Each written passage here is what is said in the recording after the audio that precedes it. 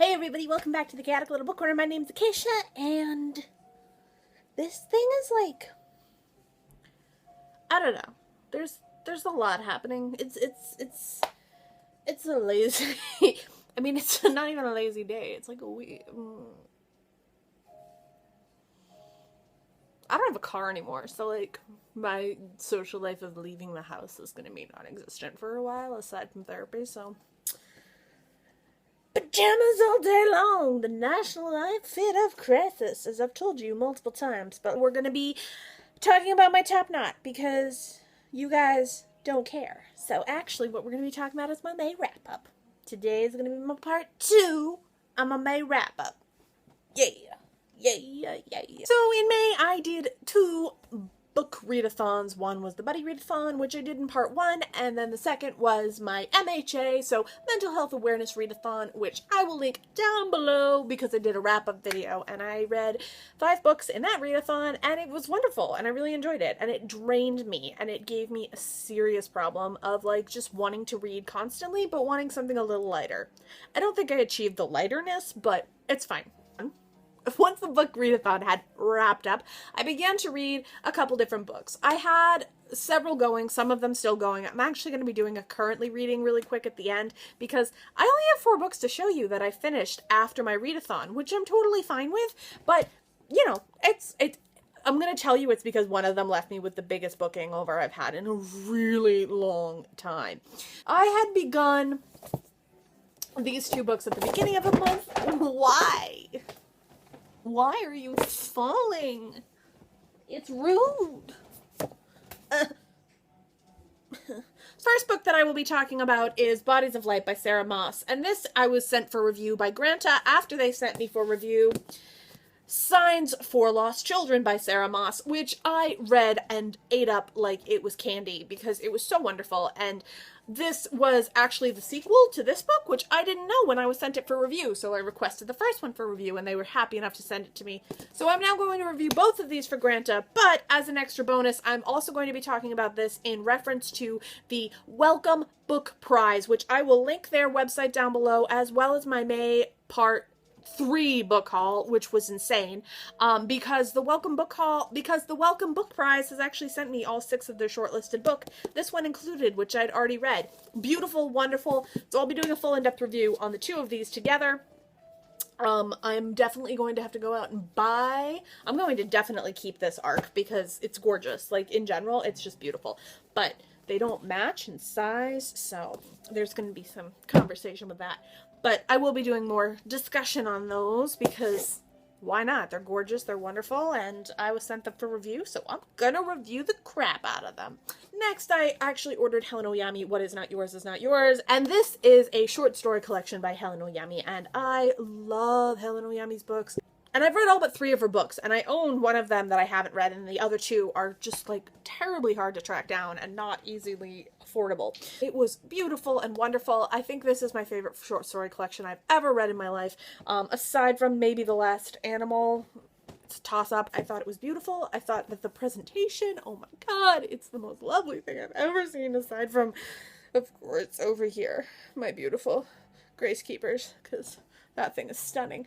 And I totally enjoyed it. Absolutely 10 out of 10 would recommend. Then I read this. This is The Face in a Time Code. This is by Ruth Ozeki. It's just a quick, tiny little book, and it is only 139 pages, and literally, like, short little pages anyway. So this took me very little time to read, and it was just a quick, easy little book. It was a memoir talking about time and what it does to you, and the idea was Ruth Ozeki sat down in front of a mirror for 3 hours and looked at her own face, and just this is just her thoughts and ideas, and it was really quick and easy read. I was just trying to continue reading because book hangover, guys. This is How the Blessed Live by Suzanne M. Smith, and if you can find this, buy it, because do it. You don't understand, you need to do it. Buy it. It's so good. It's amazing. And oh, I have such a book hangover now. So this book caused me the biggest book hangover I've had in a while. It really didn't last as long as some of them have in the past, but it was bad. It caused me to have serious book ADD, and just not be able to start or finish anything. So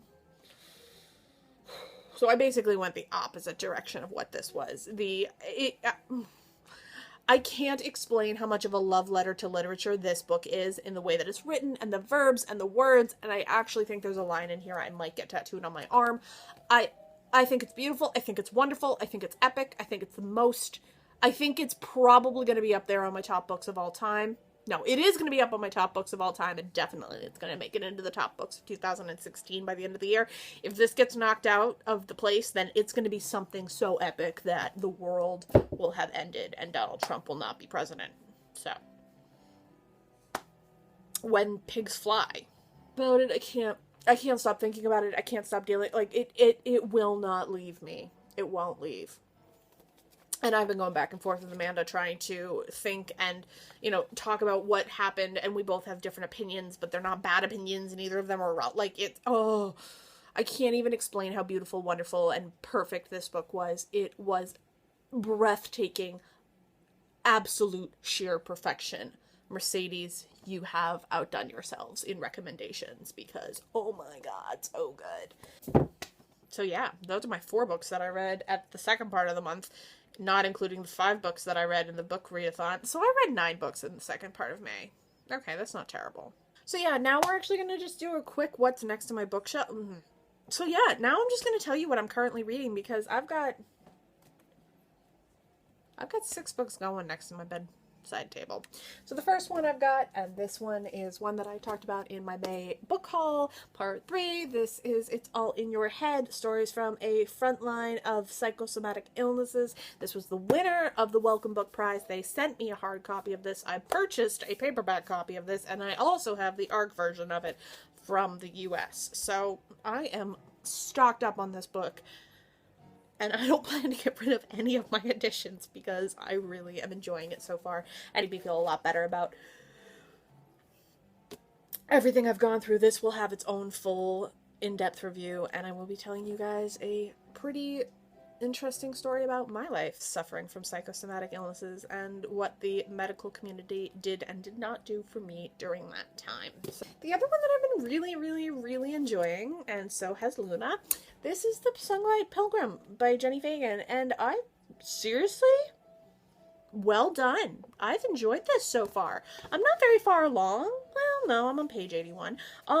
So I pick it up very frequently. I'm really enjoying it. I think it's a great book. I really, really love the character Stella in this book. If I could just have this whole book be about her, I would be much happier. But I'm loving Stella so far. So the other one I've picked up, this is Bridget Christie, a book for her and him if he can read.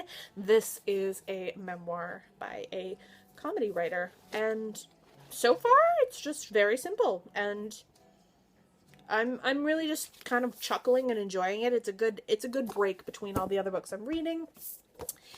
Hang Hang, Human Acts, a novel. This is the second book that she has. I have the hardcover coming in 2017 here in the US, but I now also own the paperback version of it from the UK, which I'm totally cool with, because look at that cover. Gorgeous. And the hardcover is going to be stunning as well, so just saying, I'm going to have some pretty beautiful covers on my shelf, and by then, I'll also have more bookshelves. So, super excited there. I'm very excited to read this, especially since it's translated by the same person.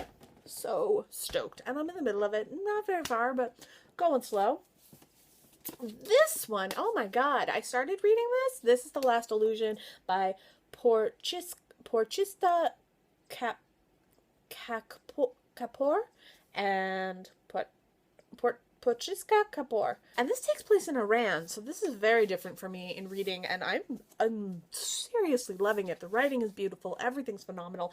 This is definitely kind of filling my magical, realism-y, lyrical language that I love so much and that I'm missing from How the Blessed Live, because nothing can fill that void. And then this is The Wolf Trial, which I've been reading for a while, and it's by Neil McKay, and this is sent to me by Freight Books, and look at the cover! This is it naked, it's gorgeous, super terrifying, so I'm going very, very, very slowly. It's about the first man tried in Germany for serial killing as a werewolf. Yeah. Uplifting, people. Super stoked. So this has been my May wrap-up, part 2. We're going into June, you guys. I don't know when that happened, but those are the current reads I have on my shelf. Those are the current reads I have on my bedside, and I am really excited to see you guys in the next month. We'll talk then. I will see you soon. Bye.